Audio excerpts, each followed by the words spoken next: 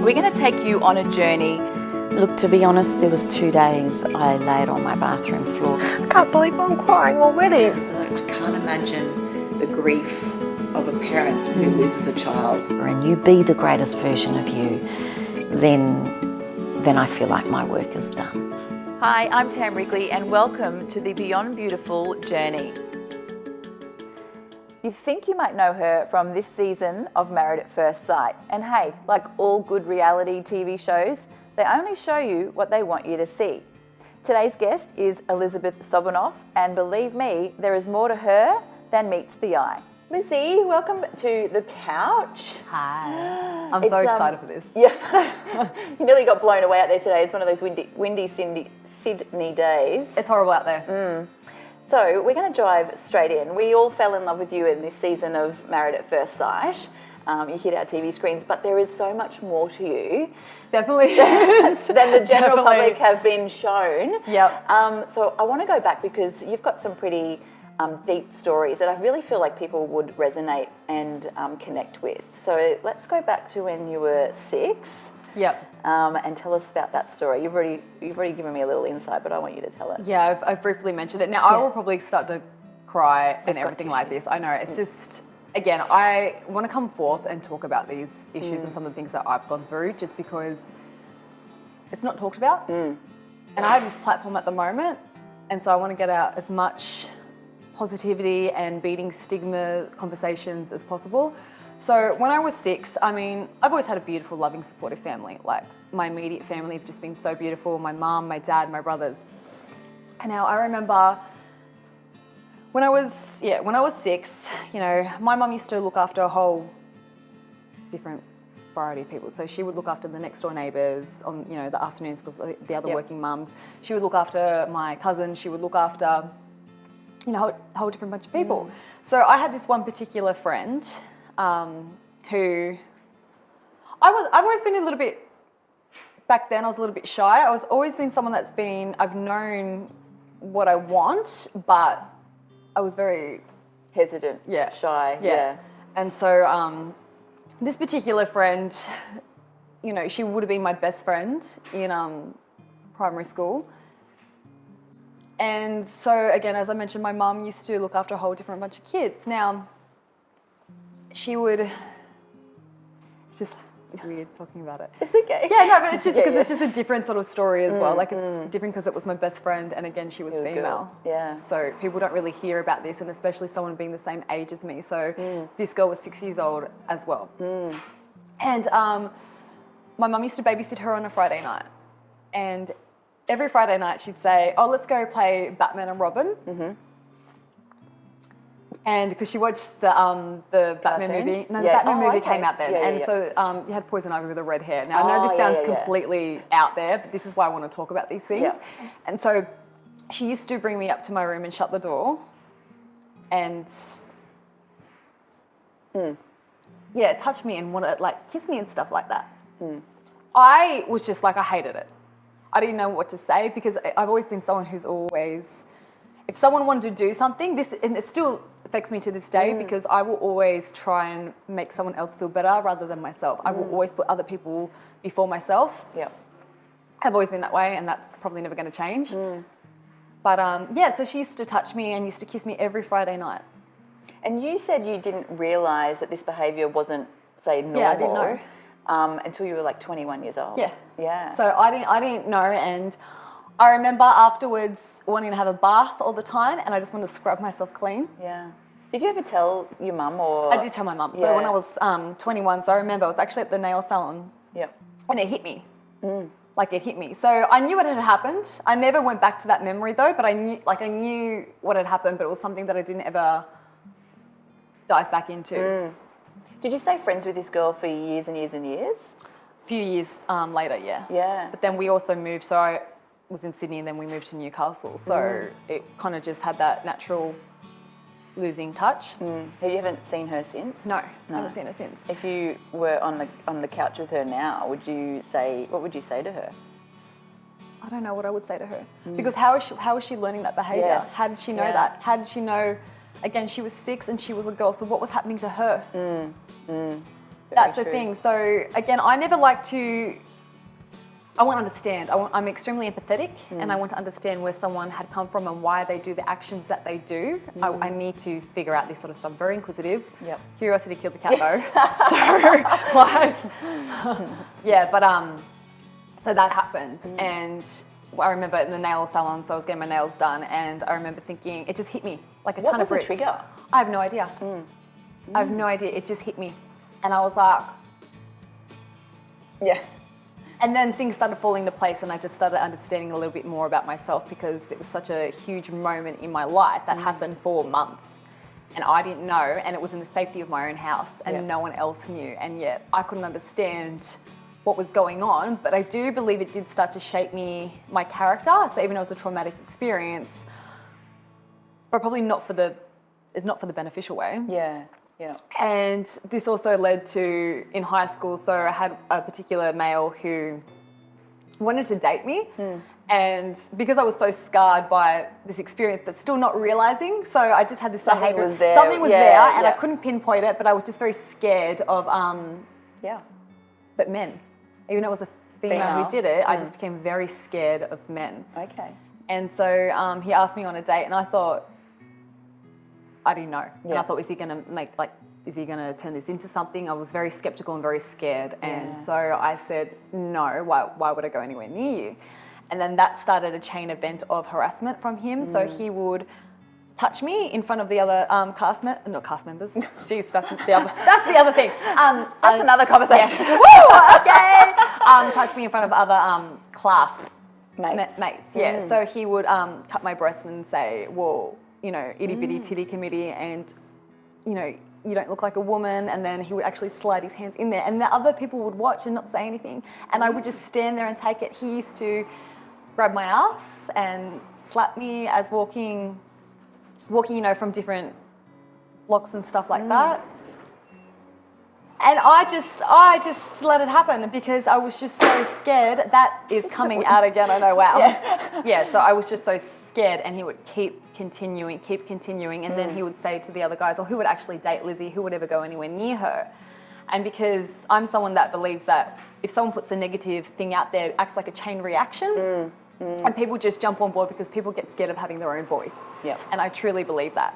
So it just kept happening. I did have one girlfriend at the time that she saw this happen, and then she pushed him and said, what do you think you're doing? Did you ever feel like you'd go to like the teacher? Because, you know, they're supposed to be there to protect students. Did you? No, I didn't. I didn't. That's the thing with me. I sometimes just, particularly with this kind of issue, and I think because the traumatic experience at 6, I just began to let things like that happen.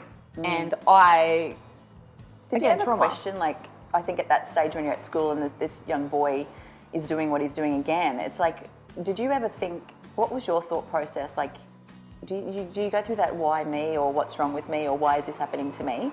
I began to get very bitter. Very bitter, and I don't want to use the word hate, but I had a strong negativity for him, and then it actually happened like a chain reaction towards men. A strong negativity, because I was just, day after day, he would touch me in front of other people and no one would say anything. And I do believe that's why I have such a voice now, that I will call things out that I don't think is right behaviour. I do believe that, because I just let these things happen and no one else would say anything. They would literally just watch it and not do anything about it. So looking back, I guess, the person that you are today, to back then, what advice would you give? I would hug her. I'm like, honestly, I would hug her and say, it's going to be okay. Yeah. Because it's a lot. And it's just, especially talking so openly about it and say, yeah, these things do happen. You always do get afraid that people are going to believe you or not. Especially with someone like me who talks so openly about these things, because I've dealt through so much that I'm just so open about it. And yeah, I would go back and hug her. What would be some advice if there is people out there that are being... You're not alone. Yeah. You're not alone, and I would recommend them to find someone that they trust to speak to. But definitely someone that they trust, even seek out a professional. I mean, there's helplines. Yeah. Definitely go towards helplines. I mean... Yeah. Let's talk about, you were also misdiagnosed. You want to grab it? Yeah. You've had a chronic illness for quite a while now, and it was misdiagnosed as a child, which led you to try and commit suicide twice, I think. Yeah. Tell me a little bit about that.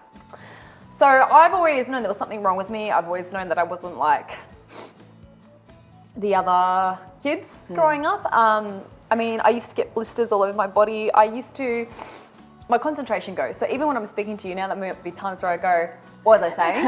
And people always to this day say to me, oh no, you can remember. I'm like, no, once it's gone, it's gone. I can't give you anything. Like it just, it escaped. So, and I was always in constant pain and always tired, like always fatigued. The exhaustion was huge. So that's always been there. Yeah. Yeah, so it got really bad when I started to go through puberty, and then I lost a huge amount of weight. So I was 49 kilos, and also this height has always been with me. Yeah, you're pretty tall. So I would have been about probably my own shoulder height when I started to lose the weight and started to grow. So I was very, very thin, very thin. Which also led to people at school going, you're anorexic, and this huge bullying, like, you're anorexic, you're this, you're that, which has led to obviously and all this sort of stuff, obviously why I'm so vocal about people commenting on weight. Yeah. Okay, so I just got pummeled again, and then I was having that guy at school do all that, and then I was being bullied. Yeah. Severely so. And there was even times... So your weight loss regarding the illness and this that all happened at the same time with that boy? Yeah. So this is what you're going to understand why they gave me a misdiagnosis. Yeah. So again, always fatigued and exhausted before then. And then I went to the doctors. Now, I didn't realise my mum was quite sick at this point, and she only ever told me about 5 years ago. Wow. Because she wanted to keep it from... She was my mum about. Yeah. And she's someone that's very protective and such a strong personality, such a strong character. Yeah, she didn't want me stressing. So I went to the doctors, and mum's going, look, she's so fatigued, she's losing all this weight, what's happening? So young girl who's dropped a huge amount of weight. So I would have been about 69 kilos, then dropped in the matter of 7 weeks to 49 kilos. Wow, jeez. And they said to me, what are you doing? Are you not eating? And I remember, they used to take me... eyeing off the muffins. Yeah, I know. So they used to take me to, my parents used to take me to the shops, and I'd get those mega choc shakes, and I'd be like, yes, they're feeding me. I thought, this was amazing. This was absolutely great. I was like, I can do this all the time. And so I didn't know what was going on. And so they took me to the doctors, and then suddenly they told me I was going to go to some specialists. And then in my head, I'm going, they're going to figure out why I'm so tired all the time. Like, this is going to be absolutely amazing. Why am I getting these blisters Exactly. tired? Like, why is this happening? Why sometimes I lose my concentration, and why I can't concentrate. My breathing stopped. I used to go blue around the mouth. These horrendous things. I get pins and needles throughout my whole body that I couldn't even move my limbs. So I'm going, there's something heavily wrong with me. I would throw up every morning because I was that sick in the stomach. Like the nausea was just horrendous. Now, they took me to a specialist, and I remember, I didn't know that it was for what they were trying to pin me. Yeah. And the doctor he said, you got to take off your clothes, and we've got to do your BMI and all this sort of thing like that. I'm going, oh, okay. Now, I got to remember, I went through puberty 2 weeks into being 10. Okay, wow. And I have always had these hips, even though I was thin, I was tall, thin, and always had a shape to me, so men started looking at me earlier. Right, yep. So suddenly this doctor's telling me to strip off, so I was like, yeah, no. Petrified. Yeah. Petrified. And then he laid me down, and then doing the tests, and then he said to me, why are you not eating? And I said, what are you talking about? I'm like, Mum's going to take me for a Big Mac after this. Yeah. Like, what's happening? And he said, if you don't start eating, we're going to shove a tube down your throat. We're going to pump the food through you. Yeah. Wow. And they do the pump, so for anorexia, and they're going, I was petrified. Yeah. Petrified. And I'm going, I don't understand what's going on. And so that led to the doctors. Actually, no, that didn't happen until late. So basically, they did that. I was petrified, and I started working. So this was about when I was 13. So I started working when I was 14. I started, guys, my trade is a hairdresser. So for the hair extensions, I can get to that later, but that's my trade. I'm actually been in the beauty industry since I was 14. I actually was beginning to even get other people jobs in the hairdressing industry. And then this time happened when I was about 15 as well. So I was doing waxing, I was doing nails, I was doing everything at 14. So, and then started doing my apprenticeship at 15, was very put together. And now I used to have these times of just complete depression. And I had it cut myself before that. I didn't do it on the wrist. I started doing it on the inner thigh. So no one could see it, and my ankle as well. Okay. So my ankle and then my upper inner thigh. And I remember going to the doctor saying, I'm not well. I said, I'm so depressed. I need something to feel better. I didn't know they were going to put me on pills. So basically the misdiagnosis, they just thought the girl who was bulimic, anorexic, now depressed and cutting herself. Yeah. So they sent me down that path. And so that's something when I didn't have that. I didn't have any. So basically, Did you ever go to your mum and say, Mum, I'm not anorexic? They're trying, you know. She knew. Yeah. She knew, but you could see how sick I was. Yeah. I looked like I was dying. Yeah. I was that sick, and I was so determined. And you start believing and trusting the doctors. Why would you not? You have no reason They're not to. professionals. Exactly. Yeah. And all I kept thinking is, I want to get my life in order. I'm very determined. I love to work, and I'm there going, I want to get my life in order. I can't stand feeling this tired and this, all this sort of thing. Mind you, I had glandular fever during that time as well. Oh, goodness. I had pneumonia, everything, because my body was not working. Yeah. So it was a long process. So, for instance, my misdiagnosis was horrendous, and I can't believe I'm actually going to start to let people know. But so first it started as depression. Now then they put me on pills, antidepressants, and then I started acting manic. So people who have bipolar and things like that realize that once you put them on antidepressants, that they start to act manic. The doctors assume it's bipolar. Right. Then started getting treated for bipolar. So I was on lithium, I was on everything. Mind you, I never had any of this. Right. So I'm also, get to it. You being on, did you believe that at that point that you should have been on these because that's what the doctor... I did. There was a part of that. Yeah. There definitely was a part of that. But I just wanted help, and I wanted the pain to end because I've never known anything but pain.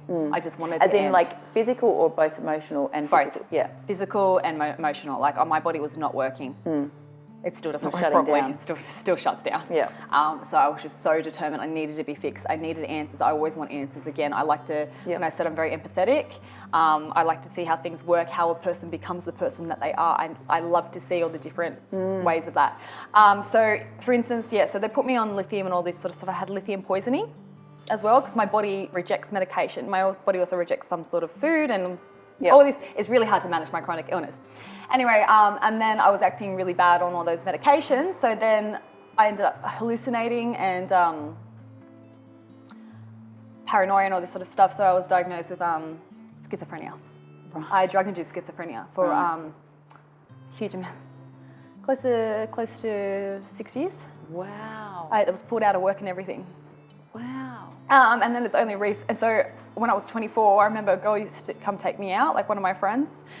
And mind you, the sun used to annihilate me, and I would have these blisters, these rashes come up. I was losing my hair. I was getting scarring at the back of my hairline. I was just, my body was falling apart. I would sit there, be in the sun for 5 minutes, and my legs would be blistered off. And I'm there going, what is this? My mum, she's so beautiful, but I said, what is this? She goes, that's just normal. I'm like, for 5 minutes in the sun. I don't think so. But I think she was tired of just having to see me in pain. Yeah. She was tired of seeing her daughter go through this and then having someone as determined as me, so I would question everything. And she was my rock, but she was tired. And did you think it was at this point that you thought, this is just all too much? Like, I can't continue down this path? So there was also a contract that you have to sign before going on medication, and one of the side effects was death on this medication, so I had to sign that. But so in the midst of that time was when I ran across a road, a heavy traffic condensed road, just to try and... My dad chased after me and everything. It's hard because it's like, it was so long ago and it was so sick. I was so sick. And then the second time was when I put a noose around my neck. Because I knew something was not right, and I was so sick, and it was so horrible, and just like, it was so much. I was that sick. physically as well, my body was falling apart. The pain that I would go through, I couldn't even walk. I was basically, there was moments where I actually became paralyzed. So I remember waking up with my arm across, and I thought, what have I done? It was my own arm, but it was completely paralyzed. So with porphyria, your limbs get affected. So you get that pins and needles thing as I was discussing before. Yeah, so then I remember this girl took me out, and I thought I'm dying. I thought I'm dying. The pain was so horrendous. I just couldn't go on. So I decided to take myself off the medication, and I did, and found out that doctors. I was a case study because I was so complicated. It wasn't like this girl was one way, and then suddenly she developed schizophrenia. So I've had drug-induced schizophrenia, so I know what it's like. So when people with mental illness, and I can't stand anyone just palming it off, I'm like, you don't understand what it's like. I don't have a true version of these things. I never did, but I had a version of it. And so I'm just sick of people just pummeling everyone when you don't know what it's like. I have a hard time now remembering exactly what it was like, but you've always got to be extremely empathetic because you don't know what someone's going through, and you don't know their background story, and you don't know why they're doing the things that they are doing. So I got a congratulations throughout all the different doctors, and then saying, yeah, there's nothing wrong with your mind. I had neurologist scans and everything like that, and then that's when we got into the thing about porphyria, and then I also have an autoimmune disease which resembles lupus, where my body attacks itself. So, and porphyria, if you look it up, is really hard. So even this is what you do actually. I do actually have. So unfortunately with porphyria, if you take, you're medication sensitive. All those medications I was on, that can cause you to die basically. So that was potentially what was doing killing for 5 myself. years. Yeah, I was killing myself. My body was actually dying. At what point did you go? There was the shift. So you. I went to a hairdresser, and she was doing my hair, and she was telling me about lupus, and how she was allowed to finally go back to the beach after a year, and she was telling me all these different things, and I've gone, this sounds like me. That was it. Yeah. I was Googling, researching, and I went to my GP, and I said, I'm photosensitive, and I go, I will prove a test. So I used to have tachycardia like that, and they'd go, that's just anxiety. What are you anxious about? I'm not anxious about anything. I would be like stressing and just so distraught going, I'm not anxious about anything, but my body was having like panic attacks. Yeah, but like to the extreme. So there was one time that my heart rate was so abnormal that was basically heart attack level. So I said, have the light on, all right, do my heart rate, and then turn the light off. So had the light on, heart rate like that, turn the light off, normal heart rate. So I'm all affected by light. So you've got all these lightning having. But you can't escape it. Yeah. Do you know what I mean? So there's even times I like to go to the beach. Sometimes my body can tolerate it more, but I go to the beach and then I will be throwing up afterwards. Or so tired, or my speech will go. And one thing on my Instagram, so when I started announcing on my Instagram that I have a chronic illness, people go, but you're always at the beach. I'm going, For 3 minutes. Yeah, exactly. 3 minutes because I love nature. I love it. So when I can tolerate it, I'm going to go do it, but then I'm going to pay for it later. But again, you weigh things up. That's the only way to do it. To live with something that I've got, you weigh things up. So then you decided to throw yourself out there onto this. Why this season of Married at First Sight? What was the... So I, when I was really sick before, I've been approached to do different sort of things all around, and I kept declining because obviously I was so sick. And then I remember when I was coming through, because that medication's harder to get off than heroin. Oh yeah, could imagine. It's really, really hard to get off that because it's rewired your whole brain completely. And I remember one time I was thinking to myself, because my whole appearance went with it as well, those medication makes you put on a huge amount of weight and all this sort of jargon. And I remember going to myself, if I ever got offered to do something again, no matter what it was, I'll take it. And that was what happened. Did you go on the show to find love? Do you know what? Open to everything. Open to everything. So I definitely, when I go, I put my whole in it. So that I never watched it before. No. I never watched it before. I obviously knew about it because you hear the radio interviews, and I was always, I always drive back and forth. I'm always in my bloody car. And I was like, let's give it a go. Let's see what can happen. And then it led into Jesus. You didn't actually get to watch any of the episodes before Australia? No. So when the whole We were watching it, I guess, when you were watching it with the whole comment of, I think you were like fat shamed on television by Sam. Do you know anything about that? And he used to feed me too, so that's where it's like you just want to throw up thinking about that. Yeah, so you've gone and you've filmed this show and thinking a whole different perspective, and then you go and actually see it, and then you see the comments that he's made about you. Yeah. How does that make you feel?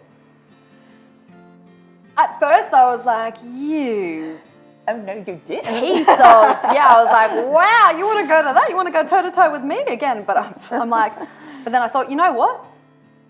How many young women and how many people, not only young women, but young guys, how many people out there are going to see that and go, I'm not good enough? Because, yes, the camera does add weight, but I was a size 10 in a healthy weight range, and yet I'm being classified as if I was extremely overweight. Yeah. And I'm there going, again, people will have their different issues for why they are, but I was like, you're putting it out there so nonchalant as well. But actually, that comment, you know, if he would have said it as a passing comment, because we're all nervous. So if he just said it and then it was kind of like, okay, move on. I shouldn't have said that. But it was in the media after that when he was justifying his actions. Yeah. That's when. So if it would have just been like, he made that comment because he's nervous, totally overlooked. That was sort of speaking about Well, as she that was, was let's be honest, it wasn't what... It wasn't, was it? Your hair matches my nails. She's obviously not as slim as the girls I've dated in the past. Yeah. She's a bit bigger. Yeah. Hopefully she's into like running a lot. You know what I'm like. Did you go to the producers? Can I actually get a new husband? I did. I want somebody else. But I did do that while filming though. Yeah. Yeah. And they said, No. Would you go back and do the whole experience again? yeah, actually I would. But out of, I guess, the show, something that I love that you're doing is you're now writing for Nine Honey. Yes! It's so exciting. And you are writing some pretty amazing and impactful stories each week. So this week's about cyberbullying. Yes. Which I guess you guys would have got a lot of during and after the filming of how do you deal with trolls online? Look, I always took the way of not answering them back. I would never write anything back to them. It even led to, so I would get like lovely comments as well on my page, and I would just not write back to anybody because I just didn't want to feed it. Yeah. I thought this needs to stop. I don't want to, put this out there. And What do they say? Don't give them any oxygen. yeah, don't give it any air to breathe. That's my Yep. famous thing I love saying. Don't give it any negativity, any air to breathe. But I was actually looking at some of the other comments and seeing death threats. And I've also seen for other people in the public eye death threats as well, and like discrimination, things you're touching on a whole new level there. Yeah. And it's kind of like, what for? Just for these trolls to get noticed? Is that, I don't understand the mindset, because for instance, if you're walking down the street and someone's, saying the most negative, disgusting things about you, we don't normally get that. Like, what? I haven't had that. But how is that any different than writing online? In fact, online's even more personal, because when we're online, or it's probably normally in a more secluded spot, so those digs are going to be more personal. So how is that okay? I don't understand the whole concept of going, it's okay to say these really derogative. Derogative. There we go, ladies and gentlemen. But these things. Yeah. And it's okay. And then it's even more accepted. So for instance, I'll use myself as an example. It's okay to say that stuff about her because she was on reality TV. So we're allowed to call her every name under the sun because she put herself out there. How is that okay? I really would like to have a conversation with one of these people and go, explain to me how that's okay. Because at the end of the day, everyone's a person. Yep. And would you like me turning around and writing things about you on your page for your family and friends to see? Because I have family and friends. They read these comments. I don't think that I don't think they understand truly the impact emotionally and psychologically that it has on the person they're attacking. Exactly. And how would they feel if that person then turned around and committed suicide because of their comment? Which I mentioned to you before has happened with reality TV over in the UK. Love Island. Yeah. And it's kind of like, how much would these people go? Like, what do they want to achieve out of this? What is their end goal to achieve to the person that they're saying these comments to? Because again, it also goes to everyday people. There's a huge amount of online bullying, cyberbullying, how is that all right? How do you fix the problem from there? So I'm someone that's all about breaking stigmas and talking about things that most people don't talk about and push under the rug and go, no, but that's okay, and don't think twice about it. I really would like to have a conversation with someone to say, how are you justifying saying these disgusting things online about people when... You should be like one of those current affair news reporters and like knock. I would love that actually. Knock on the door and go, oh, I noticed that you put a comment on my. I would love that. Do you know what? I actually did have someone come up to me and they go, I've only had 2 negative comments said to my face. And this person says to me, I don't like your face. I don't like your facial expressions. You need to change them. Can I have a selfie? And I said to him, it's a shame that you feel that way about me, and sure, let's have a selfie. Yeah. And then the other time someone said to me, you're actually not that horrendous, repulsive person that we see on TV, so what's the deal? And I was like, moving along. Yeah. I'm like, I bought that. Because you are quite different. Like what we saw on telly to who you are now is very different. Chameleon. Yeah. Chameleon. And I'm very much, if I'm feeling a certain way, I will be that way at that point, and then... I shouldn't say who you are, it's more the look that you were and the look you have got now. Yeah. I mean, you're a beautiful human. You gotta have fun with things. Yeah. No, I do believe that people. Oh my god, my appearance on MAFS. Everyone's like, "What is she thinking?" But okay, so if you look at very avant-garde sort of fashion, like even if you go on like Gucci Instagram and things like that, they're very over the top, extravagant. I'm like, let's wear that every day. Let's just go to the street like that and just put on that much amount of makeup and just like the layered necklaces. I know had everyone in a tizzy, but it's just fine. Just experiment with it. Like I actually don't understand the huge. It's just like that reinvention, isn't it? Like Madonna reinvents herself like every 4 years. I love that. Yeah. I think that's absolutely amazing to do that and just really own that sort of style or that persona at that current moment. So David Bowie, I always mention David Bowie. You think about, you had a Ziggy Stardust and then he went to this like real proper like Englishman, and you go, wow. I'm like, I want to be that. Yeah. I want to be that. And it's like, why not? Exactly, but people Like, have a what's stopping really you? hard time accepting that. So to me, Australian beauty, I don't like to pigeonhole things, but I'm going to say many people agree with this. They love the sun-kissed look with like the beachy natural vibe. And if you're not that, You're weird and you're a freak. yeah. I'm like going, okay. And then I've seen some comments on my Instagram and other Instagram how they say she shouldn't wear any makeup, she shouldn't wear hair extensions. Again, I wear hair extensions because I've got this horrendous rash on my head and it's photosensitive and it acts like a hat. And yes, it does act like a hat. People are going, how does that work? Because there's so much weight on there that it blocks out the sun. Yeah. Yeah. Even when I cut my hair short, they're going, she took out a hair extension. I'm like, no, there's not much hair In there. other Otherwise, I'm going to lose all my hair due to the sunlight and Yeah. get blisters and scabs and all that. All that sort of, no thanks, I'm cool. Yeah. But yeah, it's like, what would you want me to do? Do you want me to be completely stark naked? Like, because at the end of the day, makeup is like an accessory. Same as clothes.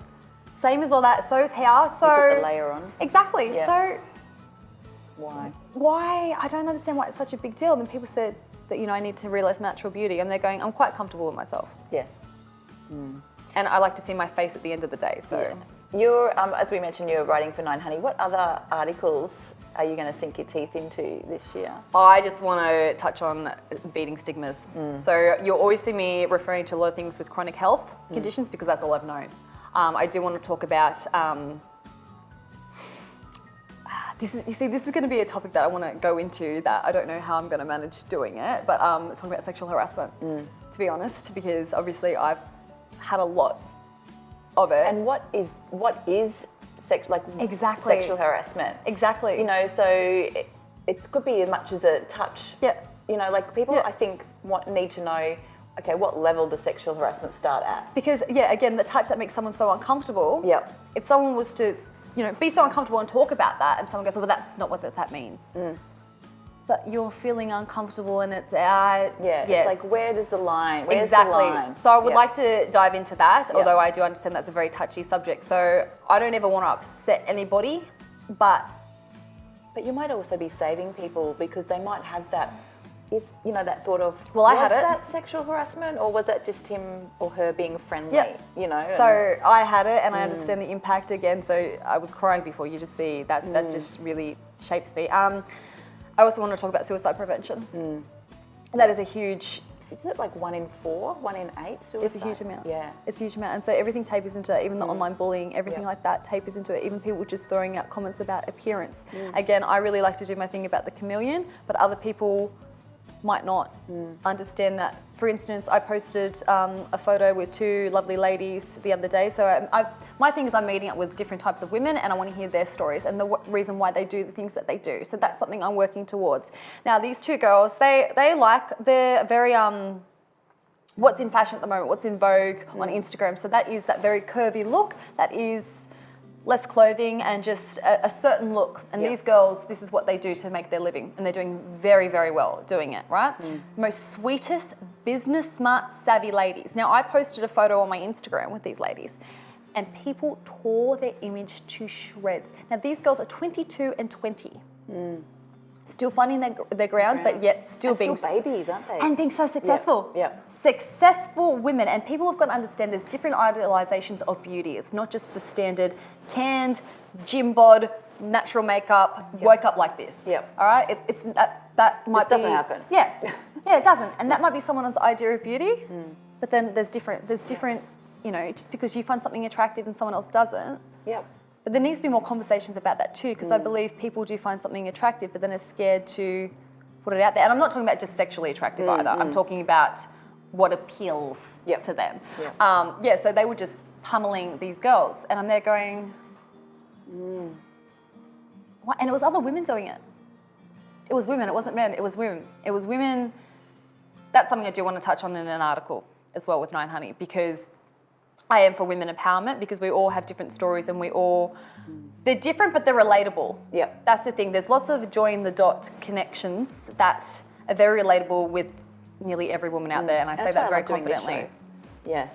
Exactly. And I think what you're doing is absolutely amazing. Lovely. So, and that's what I want to talk about. Yet I see that, and again, if I get troll direct messages, women, they're not men. And they're the ones tearing other women's appearance down. And I'm there going, why is it like this when we have so many things we can connect about and we will have so many similarities? Why are we tearing down other women? So I, for instance, had someone direct message me that a lot of people do know, and I repeated something, not realising that I could have hurt this person. Didn't realise it was just an automatic. Again, the slip of the tongue, we all have them. I'm definitely not perfect. And I say things that go, oh crap, you know, we get in the heat of the moment, okay?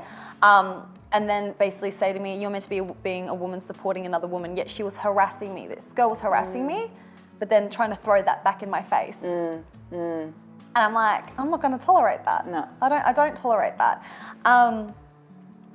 Again, another article, when I did mention about the suicide prevention, even I've had, again, 2 times where I've attempted, but then I've also had the cutting, so I've got this tattoo and it covers, you can see the scarring underneath, and so I want to talk about these things. I want and to bring especially to for light. like the younger generation too, because I feel like that's probably more like that. You know, I don't even know how young they started. It from like 10 years old. You know, doing the cutting. And, I started this when I was 12. Yeah, so even like touching on the younger generation and giving them some guidance and some.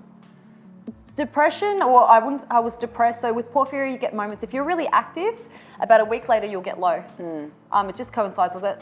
Just happens. It's just something to do with it. I took a long time understanding how it works, but if I'm really busy, like back to back, because it's so much energy taken out on me, about a week later, I'll be very, very low. And I know what it is, and I can identify it now, but I couldn't before. So I've always had this issue. So the first time that I started to feel quite low was around 6 years old because of prior experience, but then it would keep continuing, and then especially around puberty when porphyria really kind of like explodes in your face.